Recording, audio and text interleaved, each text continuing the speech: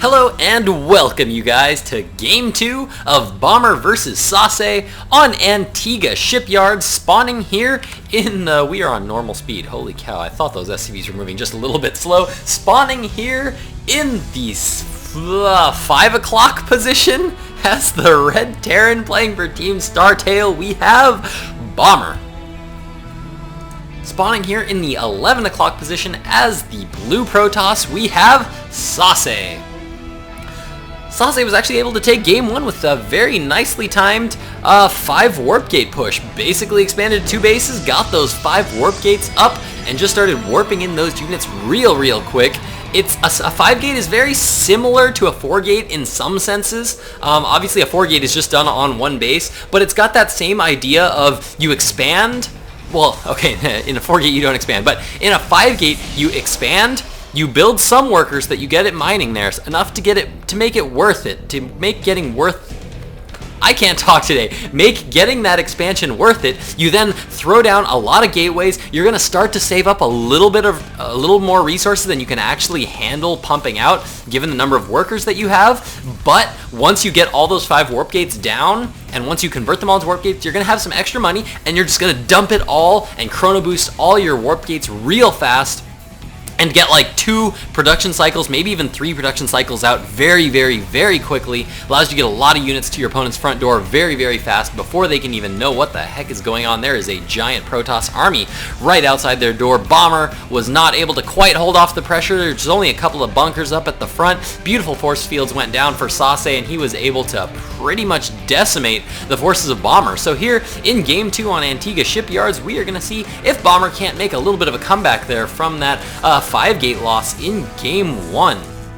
Now, I'm not sure if on this map cross position is the only way you can spawn. As you can see by looking on the mini-map, you can see that SaSe went straight to the opposite side of the map, instantly scouted Bomber, and now Bomber is actually doing the identical thing. So I kind of think that on this map, this might be a map that you can only spawn cross positions in. And you know what, now that I'm thinking about it, I think that's true.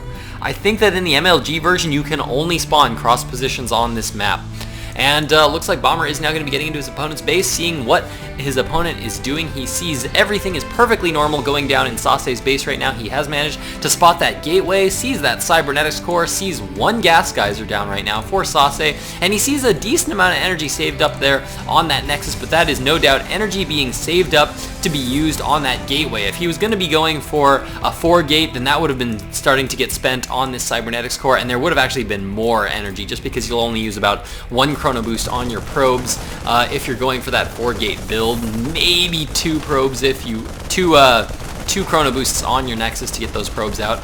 Maybe if you feel like it.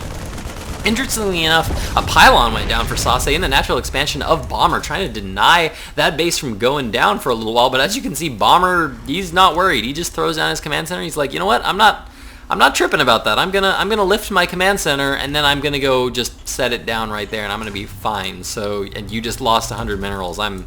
I think I'm okay with that. And so I'm actually not sure about the logic behind that move there by SaSe. It is going to give him a little bit of scouting information. It's going to allow him to see the marine count that's coming out. That is one benefit. But that's not the biggest advantage in the world that he could have get. I don't know that it's worth the 100 minerals. A probe poking in could have done the exact same thing and maybe not died. But as we can see, he does know that expansion's going down, so he's throwing down a nexus of his own, going to be taking that fairly fast expansion there. Looks like gateway's going down, and look at that. Now that he knows his opponent is expanding, what is he doing? He is chrono boosting his nexus. Why? Because he wants more workers. He knows his opponent can't be too aggressive. His opponent just spent 400 minerals on getting a command center, and what is this going down? Look on the minimap. Look at where this command center is going down. It is going right next to the base of SaSe. Bomber is getting up a very fast third right next to SaSe's base, where SaSe is really not going to be expecting that third to be going down. The third, of course, is usually taken right here, just because then you can just pretty much just defend this one area here with siege tanks, and you're defending 3 bases quite easily as Terran. SaSe is not going to be counting on this expansion to be going up here. That is a totally crazy move there by Bomber. As we can see, the robotics facility now going down here for SaSe, trying to poke in with a couple of stalkers once again seeing that bunker is down, seeing them there are some Marines out at the front, so he's going to continue to get out those workers. One scan going down in the main so that Bomber can see what's going on, because that is, of course, one of the miraculous advantages of the Terran race, that anytime you say, hey, you know what? You know where I'd really like to see right now? Right inside the middle of his base. You know what? I'm just going to do it. I'm just going to scan his base, and I'm going to see everything that is going on within a pretty darn big area. And who says Terran aren't OP? No, I'm actually just kidding. You do have to think anytime that an opponent uses a scan on your base, that is one mule that he did not use. And so if you're focusing all of your Nexus energy on getting out probes, you are actually going to be up in the probe count, and if he's not actually muling a lot, you will get ahead in the economy. So of course, that decision to scan here for Bomber was a very calculated decision, that he is making a very conscious effort to say, you know what, I'm going to lose one mule so that I can know what exactly is going on in your base, because I haven't been able to see what's going on in your base. I haven't decided to poke out at all, because Bomber so far has been playing very, very safe, staying in his base. So far he does have 3 racks out. He's got 1 engineering bay that is now researching that +1 infantry weapons. There is a factory going down around here somewhere. There it is. Factory now going down. He's getting this natural expansion saturated as best he can. If we check out the harvester count, SaSe is ahead, 41 harvesters to 37. Again, that is because he's been chrono boosting out those Nexi, but Bomber's going to be able to catch up very soon here, as he does have 3 command centers down, and there's a pylon up here placed quite nicely that SaSe is going to be able to see if workers start to come up here to try to start mining. SaSe is going to assume that Bomber is only on 2 base right now. As we can see, Bomber's been producing strictly Marines up until this point in time. The stim pack is now being researched. 1 reactor going down on one of these barracks. The other 2 do have tech labs, and no other research yet going down on that tech lab. Not producing any Marauders yet either, so this is kind of an interesting move here. And ooh, we do have a bit of a drop going down in the main expansion here. Beautiful force fields here going down for SaSe. Looks like he's going to be able to pick off a couple of workers. Doesn't quite manage to pick all those workers off. Doesn't manage to trap them all in there, and it looks like, yeah, he's just going to be picking up that one last zealot and getting the heck out of there. And as we can see, Bomber now throwing down that 1 missile turret to prevent any future drops. But as we see, that 3rd expansion is still gone unnoticed. There are some observers out here on the map, but I don't think he's ever going to scout this base. SaSe is just going to have a terrible, terrible misread on the situation, and he's starting to get up a lot of gateways right now. Is he going to be going for another 5-gate push? It doesn't look like it. I mean, obviously the robotics facility is one big tell, but as you can see, he's worked on getting a lot of probes mining at that natural expansion, and there we go. Now he does have a 3rd going down at the typical placement as well, and he's constantly poking into his opponent's base right now, trying to see what his opponent is doing. More drops are going down here at this expansion, but it looks like, ooh, that Warp Prism got really, really low, but Warp Prisms with that new shield upgrade, they pretty much just never die. Warp Prisms, like, I never see Warp Prisms die anymore. They just always live. They're so beefy and so tanky now. So good.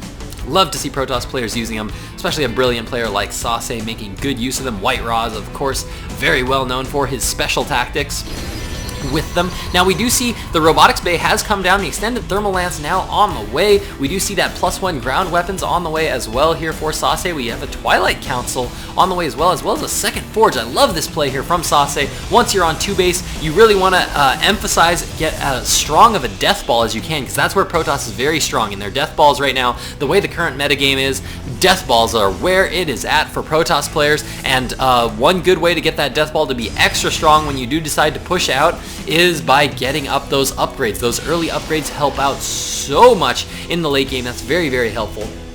As we can see, he does now have those Colossi are on the way. He's warping in a lot of Zealots. Got a lot of Zealots here. Definitely going to be getting up that Zealot charge. There it goes. Zealot charge just now getting started. They do very, very well against Bioforces. As you can see, he's got observers beautifully placed around the base of Bomber, but right now he's just assuming that Bomber's going for a 2 base right now. As you can see, he knows this factory's out here, and he's poked into the front. Saw the huge Bio army, so he's building exactly what he needs to be against Bioforces. We do see Zealots going down as well as Colossi. The Zealots are going to be able to charge in and hold all the bio units back while the Colossus are able to sit back at a range and deal lots and lots of splash damage to the bio forces of Bomber. But I think SaSe is just going to have a big misread in terms of what his opponent's going to have right now, just because his opponent has had this base mining up here for so long, and SaSe is just not going to be counting on that. At this point, SaSe still thinks his opponent has not expanded and actually hasn't gone to look. He's got a Warp Prism right here, right outside the base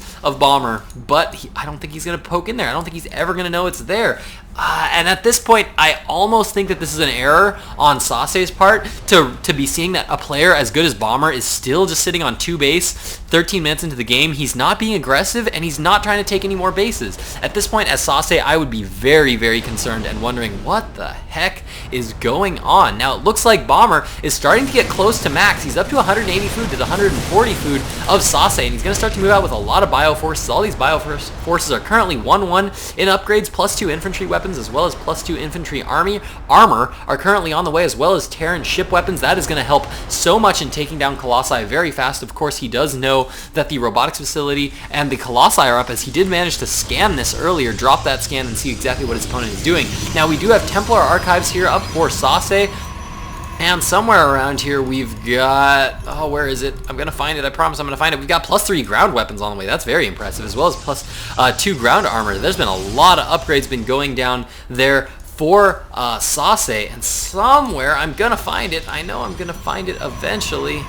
Oh, I don't know where it went. Wait, Hallucination. Hallucination is on yeah, the cybernetics core. There we go. Hallucination was being researched, but I took so freaking long to find that cybernetics core that it actually finished. But I think we can actually click on one of these sentries, right? Yeah, there we go. Hallucination has been researched, so SaSe is going to be able to use some hallucinations here in this fight. I don't think he's using it for scouting, as he's had these observers all over the base all the time, but whoa, Bomber kind of going with an early stim there. Stimming in, starting to take down the destructible debris. They are going to fall very fast, and he's going to start pushing up into this third, but the forces of SaSe are now moving out of position right now to try to deal with this. He had that observer out in the front. Those zealots are starting to charge in, starting to deal that damage. The Colossi dealing so much damage from a distance. As you can see, Colossus are being hallucinated all over the place, and does I don't know if Bomber is actually aware that those are hallucinated.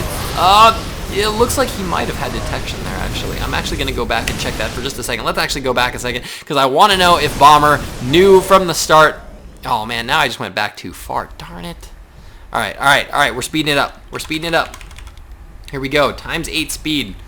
It's gonna start to lag a little bit, but that's fine. Here comes Bomber with his army. Gonna start to move out. Alright.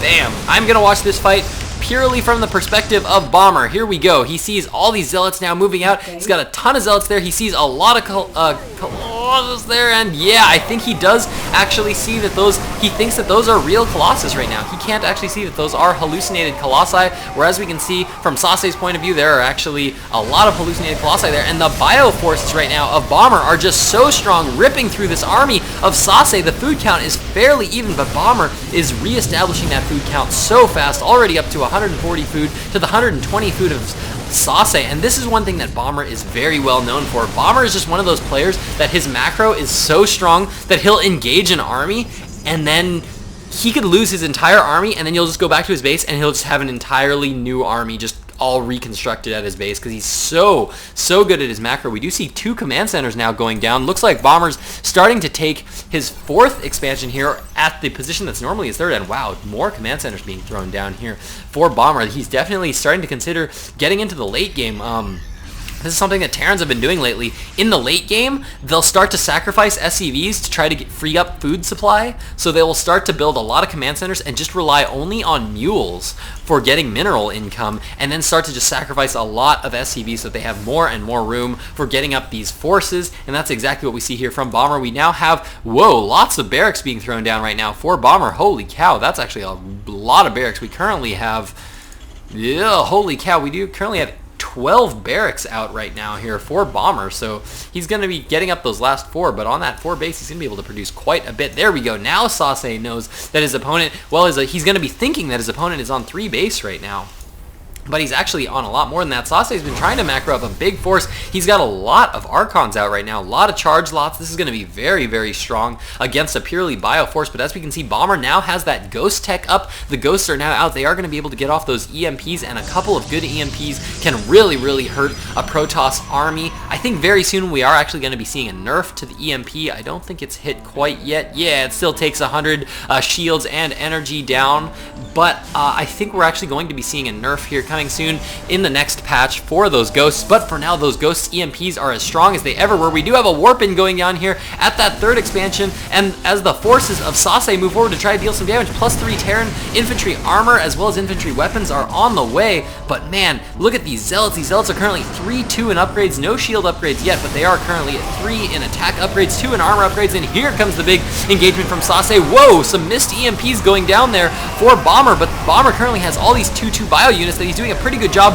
of ripping through all these units. There's a lot of hallucinated Colossi and Immortals out on the field, but even at that, Bomber's army is just ripping through the army of SaSe, and he's going to start to be chasing down a lot of these forces. I think there was just too much here, and holy cow, SaSe was just warping in massive amounts of Zealots there into that fourth base. Lots of damage being dealt, lots of command centers being lost there for Bomber, but Bomber is now going a little bit on the offensive here as he is now moving out. SaSe taking the gold expansion, still completely unaware of this base now, which is actually getting close to being mined out. Bomber throwing down a base over here in the 2 o'clock position as well, and it looks like SaSe is trying to remax and go for another big attack here. Really going to be trying to end this game fairly shortly here. Wants to keep applying pressure. Why? Because it gives him time to get up this gold expansion, really get him mining. His opponent cannot be attacking his gold expansion if he's being forced to defend his base, and that's exactly what we're seeing here as the bio forces finally moved up there to be able to deal with all the Zealots, but now they're going to be moving down to try to deal with these forces. Now all these bio forces are 3-3 in upgrades. That is so very strong.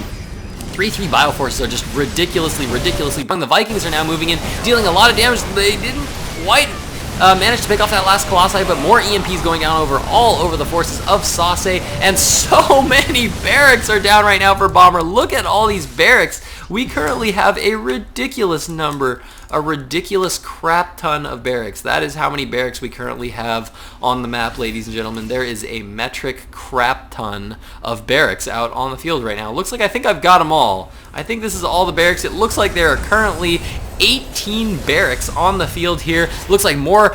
We do have Archons going down, being dropped in that third expansion here, but ooh, that was a major loss there for SaSe. Lost 2 Archons and a Warp Prism, all to these 2 Vikings, and really didn't do that much damage to this mining base, but he is now mining on his gold. In the food count, though, as you can see, the macro of Bomber is just so strong. 197 food to 116. Bomber at almost double the food. That is, of course, due to the fact that he is just mass expanding all over the place right now. He's continuing to apply pressure right now, moving out once again with that maxed army. He's got a lot of bio forces, going to start to apply pressure to this gold base, and the forces of SaSe, there's just really not that much out right now. He's only got a couple of Colossi, got about 16 Zealots there. Looks like he's trying to warp in more Stalkers because he needs to be able to pick off those Vikings. He needs to be focusing down these Vikings with those Stalkers, but those Vikings are just doing all the damage they want to those Colossi, and now those Colossi starting to deal some damage there, but they are starting to get picked off by those Vikings, and now all the Zealots melting away to all the beautiful EMPs of Bomber, and now Bomber moving forward. Look at this food count.